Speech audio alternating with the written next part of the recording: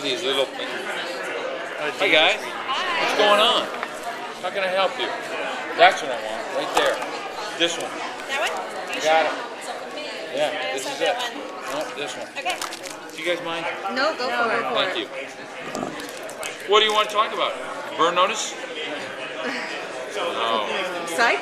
Okay, no, forget psych. Now, is this I your... could talk about that. Were you here last year? Can I ask you about Were that? you here last year? My first. Not my Okay, we're gonna last. start I doing love that. this year. Yeah, he always gets the short end, so we just like we're letting him start. And if he has two questions, we let him. Can I ask about Carnival? Just quick. Now, your character at the end of that. So I don't know what the plans were for him. Do you know, and do you know if there's anything going on with that? No, unfortunately. Unfortunately, they're not. It would have been great. I loved that show. I loved being on that show. Such a great character. What was to happen was third season was 5 years later. Samson is still trying to get to Brother Justin and the root of the evil. And the scene opens with Samson going to a baseball game. And he sees, gosh, what was her name? Jones's wife at the time, Libby. Sees Libby with a 5-year-old boy.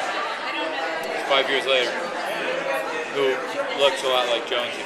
And they're at a baseball game, and she sees Samson, and Samson says, you know, it's a moment, and then he looks out on the field, and there's Jonesy, he's pitching, and he sees Samson, and Samson says, I need you. And Jonesy walks to the dugout, puts his glove down, and they go fight evil. You find out that Brother Justin's sister helped Jonesy back to, like, cure him. So, he didn't die. Did you have a script that you saw? No, Dan Knopf told me about that. Wow. Yeah, Yeah, we're no. all listening about that now. So, white collar. Does anybody want to talk about white collar? So you, go ahead. Okay. There you go. This is your first time coming to Comic-Con. What has been your reaction to all of this and to the success of the show? Here's what I thought was going to happen. They said we were going to do a panel discussion in a room I thought might be about this size. I thought there would be about 200 people, maybe. And I thought like one of our publicists would be out in the hallway saying, everybody hello to like all the other people in the convention. The white collar discussion is about to begin. If anybody wants to come in, they can. We'll wait another 5 minutes. Like I thought it was going to be this kind of casual thing. I had no idea 4,200 people would be here. And more waiting outside to get in. Really? Yeah. There's always a line outside to get into that room. Whatever programming they put in there, it is the best programming of the convention. You are on the top list. Wow. And Comic-Con, I have to say, is beautiful. I love it. It's this one place where nobody has to make apologies for what they wear or how they look or what they're into. There's no judgment. Nobody says, oh, and there's no competition. It just seems, it's a celebration, it seems, of storytelling.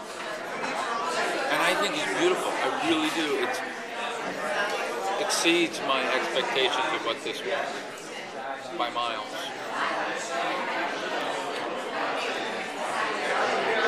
On the note of storytelling, does anyone have a question about storytelling? Go ahead. Where would you like to see your character go in your story arcs? I love having Peter go undercover, so I would enjoy that more, and he does that quite a bit in this season. I would also like Peter to I'd like to see somebody maybe try to take Neil away from Peter, and you'd see how possessive Peter was. And I also I would love to see Elizabeth and Peter be outside the home, and like to see them doing something, and then maybe trick upon a case or something like that. Somehow give a marriage, if you'll pardon the pun, between his personal life and a case. So now you said taking Neil. What if someone borrowed Neil? How would you feel about that? Well, in a way, they did borrow him last year in that kidnapping episode. They borrowed him like for a little bit more term, or if they wanted to send him back again for for real. No, it would, especially if it wasn't right. If they tried to frame Neil or something, Peter would just be like an angry dog. I think that'd be fun to watch. Yes, it would be. Yeah. Because I thought about that. That's a good point. I'll have to tell Jeff Easton. I know we're going to have an episode about the backstory, and what I've heard is it's going to be the first time we caught you. Right. Is there anything that you sort of had in your mind that was about the character that you would want added into that? Or anything in like your own little personal thoughts on it? No, and that I caught him once before, and it was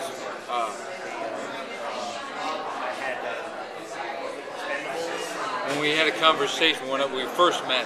There wasn't much talking because I caught him, and we didn't know each other, even though we only knew each other through the chase. And then maybe just like a lot of silence in the scene, and then one or two little lines about. So that's where Neil says, "Where did I make my mistake?" Well, you dropped that piece of paper when you wrote that. Just little things, and then let it sit and let it be silent again for a while, so that you can go from the place of building a relationship.